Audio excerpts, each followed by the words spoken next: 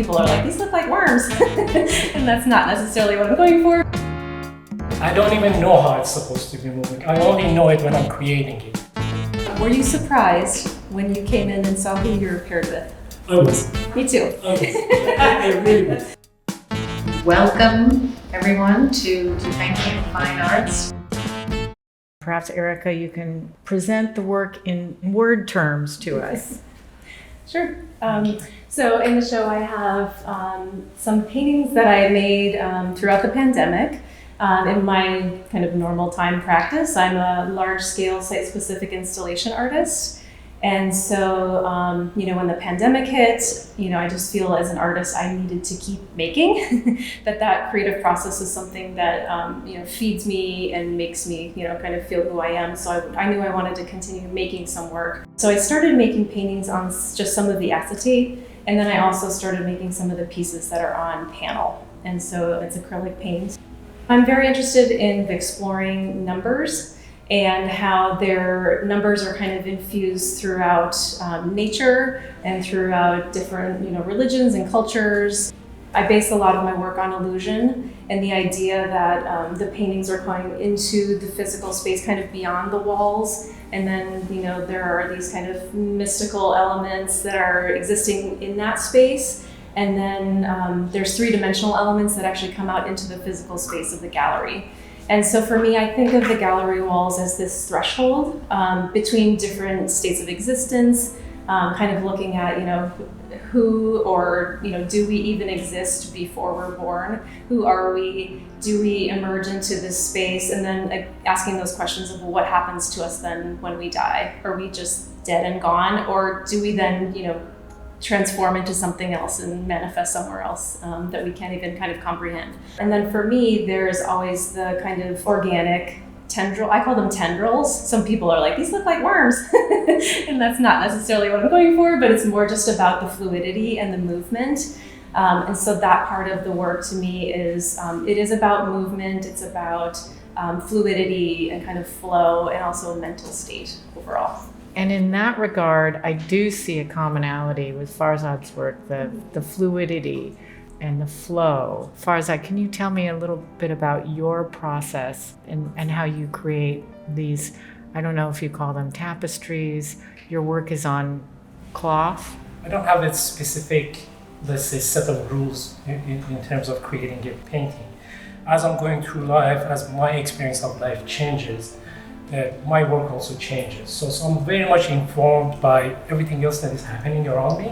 One of the things that informs my work is how I have lived in this city for the last 3 decades as an immigrant. And to me, migration pushes you into places that is uncomfortable, but also it allows you to flourish from things that you would never even imagine before. I use text sometimes when I write. And specifically on this piece, when I was writing it, my own body language also comes into piece. So it's not just writing it in terms of just putting text into a piece of cloth, but also bringing a part of me into this, which is the rhythm that I have that is happening inside of me. And it is a very free-flowing form that is coming out. So it's not something that I plan ahead of time, that say it's going to look like this. It just happens on its own. And I have learned how to recognize it and also multiply that as I'm working on it. The form is like a flock of birds. It's doing its own thing. I don't even know how it's supposed to be moving. I only know it when I'm creating it. That is when the unfamiliar comes into my work. These are mixed media pieces, but they're very painterly. They are layered. Is it a batik kind of process? Is there a wax reduction, or is it? It's all of those. All of those. Okay. It's like many layers of painting, and also removing all those paints that I'm adding onto the canvas. So you're constantly adding and removing. Adding and removing, adding and subtracting, That's a quality that I see my own life like that. It's not just a painterly quality that I have. Also, my life is like that. That constantly I'm adding things to my life and I'm removing things from my own life. And I find it fascinating that my own painting can actually function in that kind of a sense.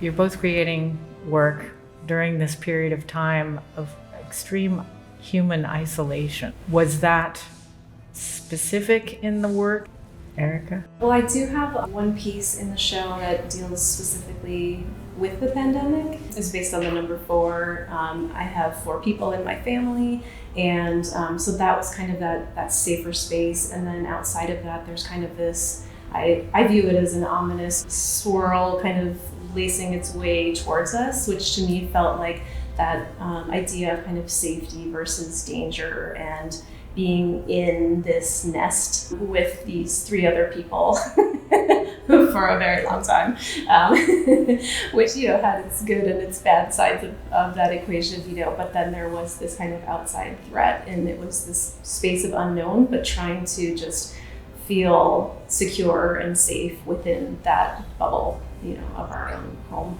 Farzad, how do we as human beings come to a place where we can create in the face of these very challenging moments that we're experiencing? It's difficult at times, but I think everything that is challenging is always an opportunity at the same time. So all this hardship and difficult times, it makes you think differently. And it just pushes you to some unknown places that you haven't been before, but it makes you come up with things that you normally won't. At least for me, it has been like that. Yours had a very kind of a love of surface texture. And Erika, my eye is drawn into the space. You take us into these vortexes, almost intestinal spaces. Are you working with this same kind of numerology now? Yeah, I've been working with the numerology for maybe 5 or 6 years now. And so I'm currently working on a big installation project. And so that's a project based on the number 7. And so it has, and it's also related to the 7 chakras in the body, and then the 7 colors in the light spectrum. And so it's based off of that number 7. So I have those kind of forms that are, and like the portal kind of vortex kind of idea of seeing into the space of the gallery walls, and there's kind of a mystical kind of space going on, and then the elements are kind of flowing to one side, and then pieces are going to come out of that portal and emerge into the physical space of the gallery. And it's a show that's based on portals, so it's many artists working around that same kind of theme. Consequently, Farzad, you have other pieces where you have started to work with paper and collage. And how did that concept evolve? I'm not leaving everything that I have done in the past and looking for something completely new. No, I'm actually creating a bridge between what I have done in the past, but looking for something that is related to what I've done in the past, but I don't know what it is. And then I start looking into materials, I start looking into forms, I start looking into all kind of ideas. Everything all of a sudden opens up every time I get to that point. And most of the time, I'm doing something that is, like, let's say I start something that I have an idea that, okay, I'm going to do this. I end up doing something completely different, which is really, really cool to me, because I come up with an idea and I finish something that has absolutely nothing to do with what I had. And to me, that's really, really, it's exciting to me. That's playful. It means that you're listening to yourself as you're going along. You're not, yeah. I'm allowing myself to take risks. I'm allowing myself to change. I'm allowing myself to experiment with things. And I'm also allowing myself to combine things that don't go well with each other. Do you have a question that you would like to ask of each other? Oh, that's difficult. Were you surprised when you came in and saw who you were paired with? I was. Me too. I was. I really was. And I was happily surprised because I could see connections. I could see our works kind of jump, like I could see that colors are jumping, lines are jumping. So there are many things that are similar, even though our works aesthetically looks different than each other. Yeah. But I noticed it right away and happily surprised actually.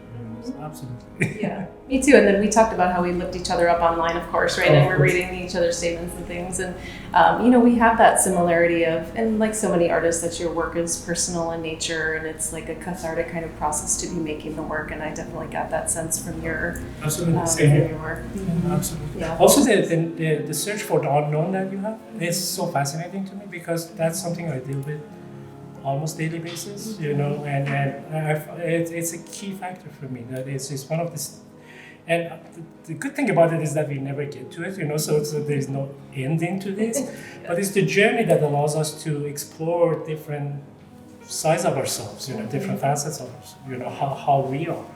And that's fascinating, that's beautiful. I think that it allows us to create works that we normally might not be in that space to create. Right.